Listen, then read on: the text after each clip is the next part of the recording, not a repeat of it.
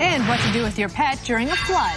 The biggest thing we had with Andrew was people didn't have garbage bags, they didn't have towels, they didn't have a carrier.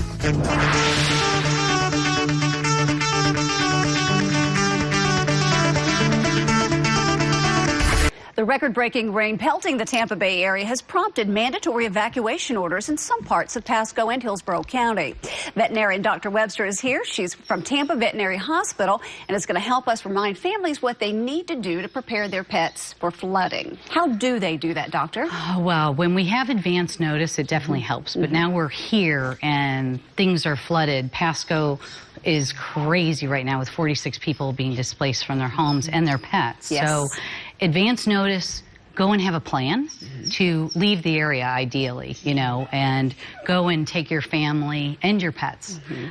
If you don't have advance notice or you're having to stay, definitely get some supplies. You are going to please try and keep your pet out of the standing water or running water, so be it. And bring lots of towels. So this is your to-do list. I got a kind of a to-do list. Okay. If your pet's cool with an umbrella, it might help if it's raining still. But I want to make sure you have plenty of food for your pet.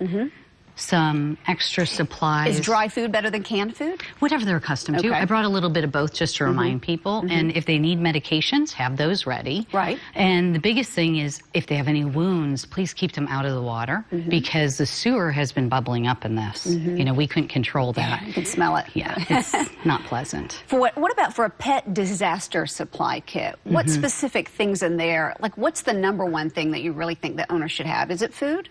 I think food.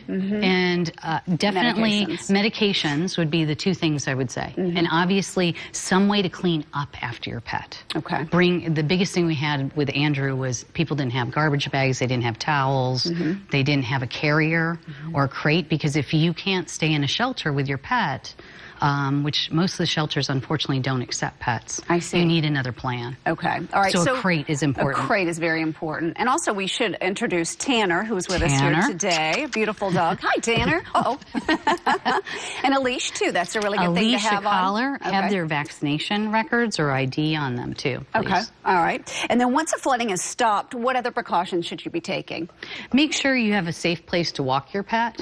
And then also just double check and make sure you don't see any snakes, alligators. We have had some catfish in some of my team members' yards. It was kind of crazy. Let's talk about the dangers of stormwater and when pets drink it.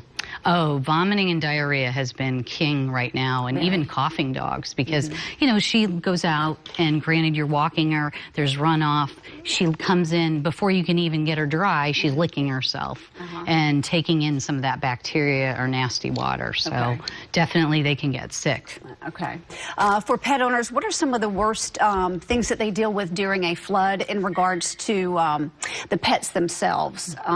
Anxiety for some pets. Right. They don't have the same spot to go to the bathroom. They're displaced. They don't know their environment. The smells might be different, so it might make them nervous or anxious.